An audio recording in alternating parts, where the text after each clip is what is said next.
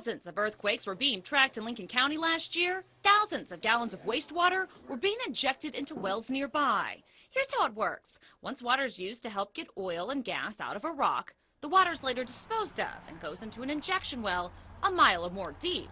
In Lincoln County alone, there are almost 200 injection wells. That's where a 5.6 quake shook the state in November. There are 3 injection wells that are located within 5 kilometers of the main shock. That's the finding of Dr. Steve Horton out of the Center for Earthquake Research and Information. 2 News sent him injection well reports we obtained from the Oklahoma Corporation Commission. Those reports show how much fluid is pumped into the wells on a regular basis.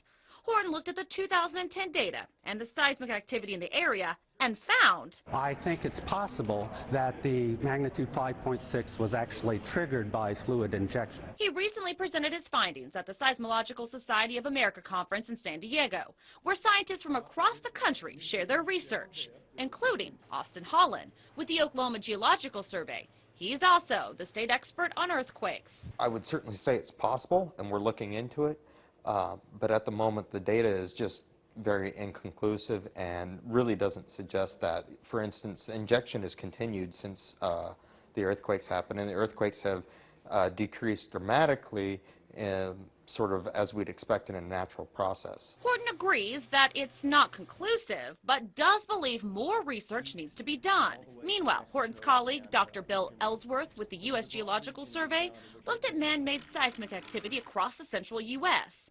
and is particularly interested in the increase in activity in Oklahoma, especially given the number of injection wells we have. I think we're all being very careful to say that this earthquake or that earthquake has not been triggered, but it's a question that we need to go back now and look at where the earthquakes are and to try to understand what industrial activities might be in their vicinity to see if there's a link. Where Oklahoma stands or doesn't stand regarding earthquakes. The Oklahoma Corporation Commission oversees injection wells in the state and has said in the past that it turns to Holland as its expert.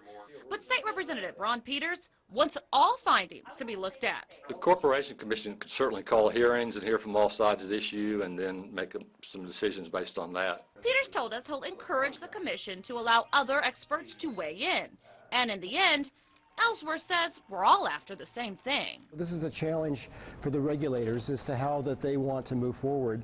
I mean, I think everyone is interested in developing systems that can produce this really valuable resource in a safe manner. The Oklahoma Independent Petroleum Association has said it doesn't believe the injection wells are tied to earthquakes and admits any moratorium on injection wells could hurt the oil industry. Still, Holland says it's something he's continuing to look into and will keep following.